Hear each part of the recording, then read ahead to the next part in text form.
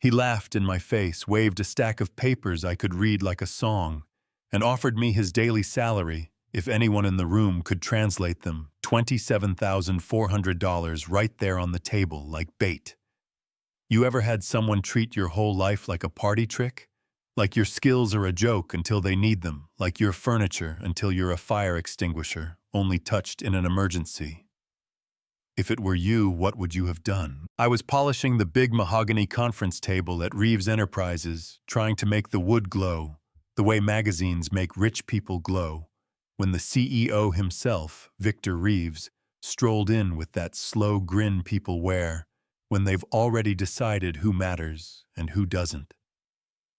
He lifted a packet stamped with a Shanghai logo and looked around the room like he was hosting game night. Anyone who can translate this proposal by tomorrow morning, my daily salary is yours. He nudged my cart with his shoe, not hard, just enough to say, "Your space is in my way," and the executives laughed, the kind of laughter that bounces off glass and makes you feel like the punchline even when you haven't said a word. I kept wiping small circles, steady, quiet, the jade pen in my pocket, pressing against my palm like a heartbeat I didn't want to admit was mine. Small rewind, because none of this makes sense without the house I grew up in. Dinner at our place sounded like 3 radio stations playing at once. My mom, Min, taught me precision in Mandarin and patience with math. My dad, Raphael, taught me rhythm in Spanish and courage in English. He worked at Reeves back when the company was still hungry, flying to Asia, building bridges deal by deal, bringing home hotel soap and stories about factory floors that smelled like solder and coffee. When I turned 13, he put a jade pen in my hand, cool and weighty, carved with characters that mean knowledge. This belonged to a scholar, he said. Now it belongs to another. I swear the pen smelled like sandalwood, like his study, like the hours he and I sat side by side, turning technical terms into plain speech, turning plain speech into something that could open doors. Then came a phrase corporate people say like it's a new haircut, but it feels like a guillotine. Strategic restructuring. My dad lost his job, the insurance evaporated, the cough that had been a whisper turned into a fact with a number stage 4, and the bills started coming in like rain. He whispered what he thought I couldn't hear, blackballed proprietary knowledge doors closing, because the wrong person was holding the key. When he died, the debt stayed behind like a shadow that wouldn't step off our porch, and the pen stayed in my pocket, heavier than grief, because it carried hope too. So at 23, I stacked shifts like sandbags against a flood. Housekeeping from late afternoon to midnight. Translating academic papers under a pseudonym from morning to early afternoon, home care for my mom, in between sleep in little folded pieces whenever the world blinked. The math never worked, you know what I mean? Rent, utilities, medicine, the payment plan on the hospital bill, groceries. There was always a corner of the spreadsheet that looked like a bruise. Then the eviction notice landed, stamped urgent in a red that made my stomach flip. 72 hours. That number started ticking in my head like a metronome set too fast. Now you understand what that money meant when Reeves waved it around like a party favor. I recognized a few characters on the cover page while my cloth made slow circles. Semiconductor tolerances. Thermal modeling. Terms my dad had taught me with patient hands and jokes that made the words stick. The translation team was out of the country. The deadline was real. So was the disrespect. Maybe even the cleaning lady can try, Reeves said, and people laughed again, sharper this time. I tucked my pride into the same pocket as the jade pen and made a choice. Not a loud one. A careful one. I didn't march into the boardroom and claim the prize. That's not how you survive when people like Reeves decide who is allowed to be visible. I waited until the floor was empty. Saturday night swiped my badge like always, rolled my cart past a sleepy security guard who barely looked up and slid into the conference room where the whiteboard was already a crime scene. Their tones were off, their technical vocabulary mangled, their business clauses translated like someone fed them to a blender. I uncapped the jade pen and wrote 3 clean corrections, exact and calm, the kind of work that doesn't scream for attention, but can't be dismissed if you actually need the truth. I signed it Night Owl. Then I left. Morning brought the kind of commotion I used to watch from the hallway, like a storm through a window. "Who is Night Owl?" Reeves snapped, and my heart did a strange twist, because it felt good to hear value without a face attached to it. Then Derek Willis, VP of Operations, Harvard ring. He loved to tap against anything reflective, said, "Truly, I did that. Been studying Mandarin." You ever watch someone steal your work with a smile, then get thanked for it, then put in charge of the project you started, and you have to keep your face still because your rent is due, and your mother is in pain, and the camera is always on you, even if no one is looking? Do you think that's fair? 2 clocks now. Reeves had 72 hours to respond to the proposal. I had the same window before a court order turned our apartment into someone else's lock. While I translated pieces in my head between scrubbing fingerprints and emptying bins, I saw a phrase inside that document that made my chest go tight.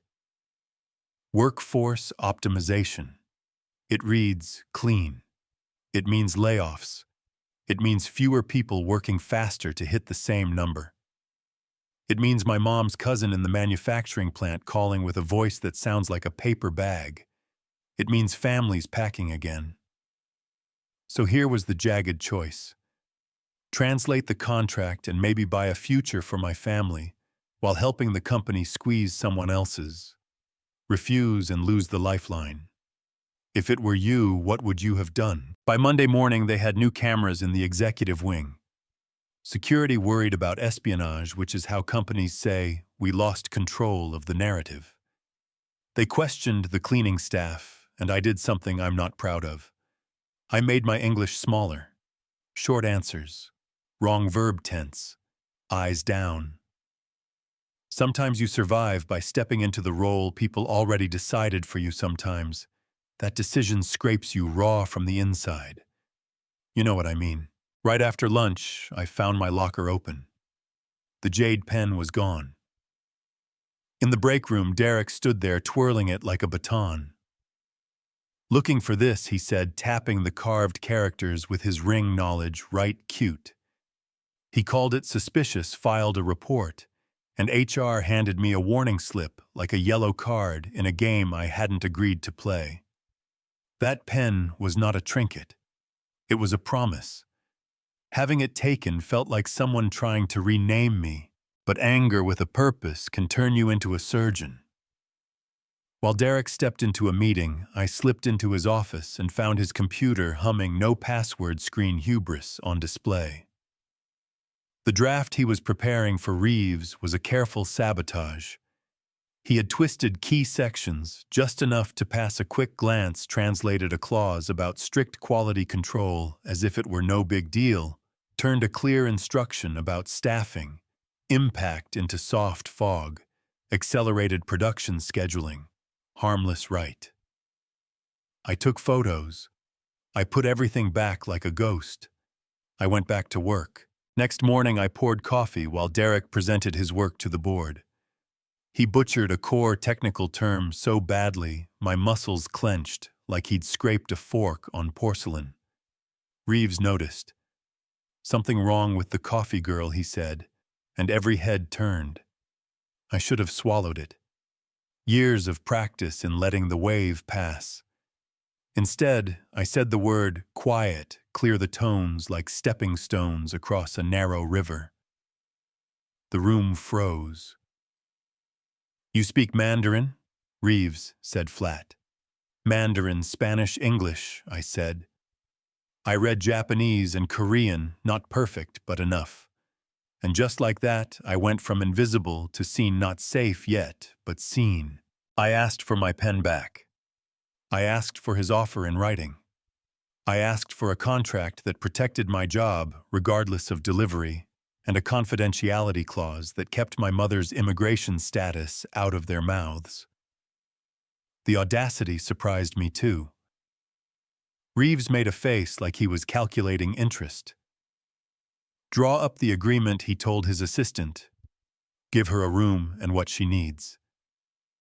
The room was small, the coffee machine had a cough, but it had a door that shut.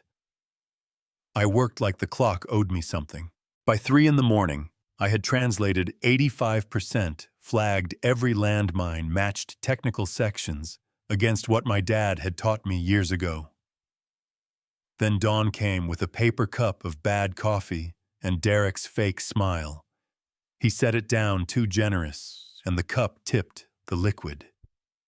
Slid my notes, soaked the keyboard, swallowed the flood, the screen flickered and went dead. Clumsy me, he said.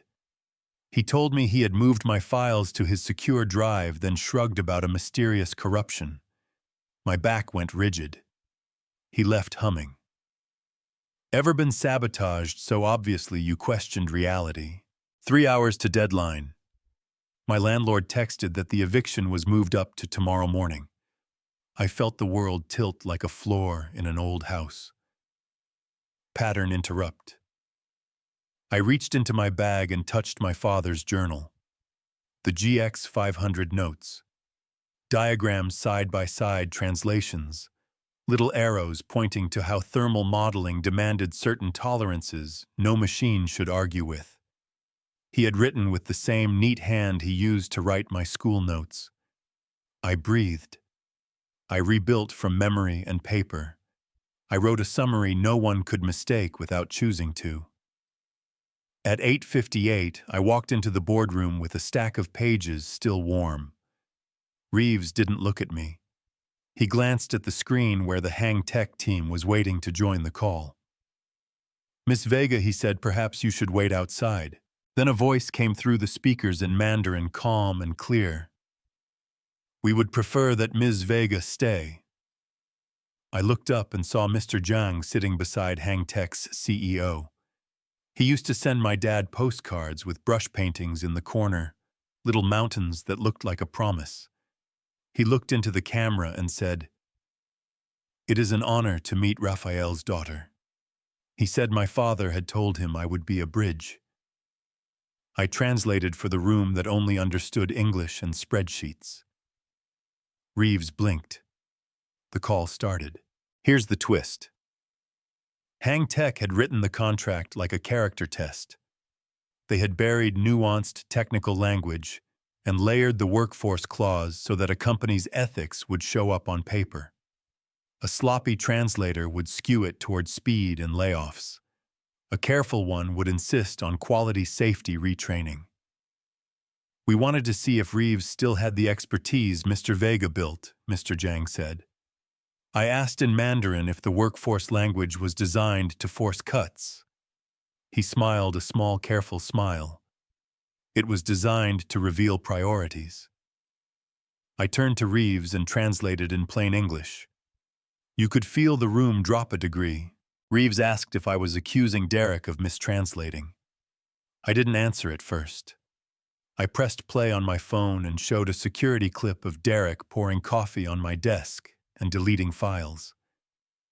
Not perfect footage, weird angle, but the story was obvious. Silence can be louder than rage. Reeves stared at Derek with a stare that could peel paint. Mr. Willis, you're fired. Security appeared like they had been waiting just outside the wall. Hang Tech made their condition clear. They would proceed only if I oversaw implementation as their cultural liaison. Not negotiable, I translated. Everyone heard the leverage. Reeves leaned back and did more math on the ceiling. Fine, he said. He signed. He wrote me a check for $27,400 while the cameras recorded for compliance. Then an email landed, confirming a $50,000 consultancy bonus in my name. I walked out of that room with a different spine. Mini call to action moment, because I want you with me. Stick around, because what happened next will blow your mind. 6 months later, I sit at a desk I used to dust. Director of International Relations. The title fits like a jacket I had to grow into. My mom's taking online courses, laughing again, telling me problem sets are like dancing if you pick the right music. The jade pen sits in a crystal stand catching morning light, and when meetings get loud with ego, I hold it and remember who I am supposed to answer to. Numbers talk in boardrooms, so let me speak that language. Our Asia market share jumped 32%. Quality control that Derek wanted to blur kept us out of a lawsuit that would have eaten a quarter's profit. Employee retention went up because we stopped lying to ourselves about what people could do if you trained them right. The first thing I did with a sliver of power was start a hidden talents initiative. We asked everyone in support roles to list the skills they never use at work. 28 people changed jobs the first quarter. The night guard with an engineering degree now watches thermal tolerances like a hawk. The cafeteria worker who speaks 5 languages runs our community program and has a calendar busier than the VP who used to ignore her. Talent didn't suddenly appear. It had been sweeping floors and ringing up lunches and holding doors this whole time. You want to know about Derek? People always do. Last I heard, he teaches business communication at a community college. Maybe he tells the truth now about how fear of losing status can make you cruel. Reeves didn't become a saint. He became practical in a way that intersects with my goals, which I will take over performative speeches and charity galas any day. He still calls my story lightning in a bottle, like I fell out of the sky. I tell him lightning hits tall things for a reason. I had been building height in the dark for years. Now here's the part that might make you argue with me in the comments, and that's good. I kept the money. I paid the hospital. I stopped the eviction. I set up a scholarship in my father's name for employees' kids who translate life for their families, who bridge households and classrooms, and want to study anything that makes systems kinder and smarter. I also negotiated with Hang Tech to rewrite the workforce clause. We replaced layoffs with paid retraining and phased transitions. It took longer. It cost more up front. It built loyalty you can't buy later. Do you think that's soft or smart or both or neither, and why? I know someone will ask why I didn't speak up sooner, why I played small, why I let people laugh. The truth is complicated and simple. When you're carrying a parent, a bill, and a threat, you move like a person balancing glass. You pick your minute. You hold your breath until the door opens, and when it opens, you better be ready to sprint. That morning at 8:58 was not luck. It was 1,000 quiet choices in the same direction. It was a jade pen pressing against my palm, the way a compass presses north. Sometimes I think about the exact second the room truly saw me. It wasn't when I corrected the tones. It wasn't even when I dropped receipts of sabotage.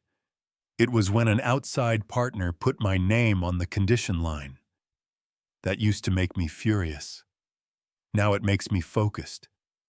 I want to build a place where no one needs external validation to be believed in their own building. For the kid translating forms at 12, for the janitor who sketches product ideas on lunch napkins, for the barista who solves scheduling algorithms in her head while steaming milk. I want the door to be unlocked before a test from overseas proves they deserve a key. So let me ask you, because this is where it gets real. Who are you not seeing because their title tells your brain to look away? If you run a team, who would surprise you if you asked what else they can do? If you are the one who gets laughed at, What would it take to hold your line 1 minute longer to say the word correctly, even if the room doesn't want to hear it, to ask for your pen back, to say put it in writing? If it were you, what would you have done? Here is the messy final note, the one that keeps this story from being a clean fairy tale tied with a gold ribbon. Companies love the word meritocracy the way magicians love misdirection. Look at the trick, not at the hands. My story doesn't prove merit wins by itself. It proves that merit plus leverage plus timing can pry a door open, and once you are through, your job is to hold it with your whole body so the next person doesn't have to break their shoulder. We still talk over the quietest voice sometimes. We still make assumptions when we read names on resumes. We still have to set policies that keep us honest when the room gets tired. But now there's a scholarship plaque with my father's name on the wall, a policy manual with retrain typed, where layoff used to be, and a jade pen that no longer smells like loss. When I hold it, it smells like morning. All right. Your turn. Drop your take in the comments. Tell me the moment you went from invisible to invaluable.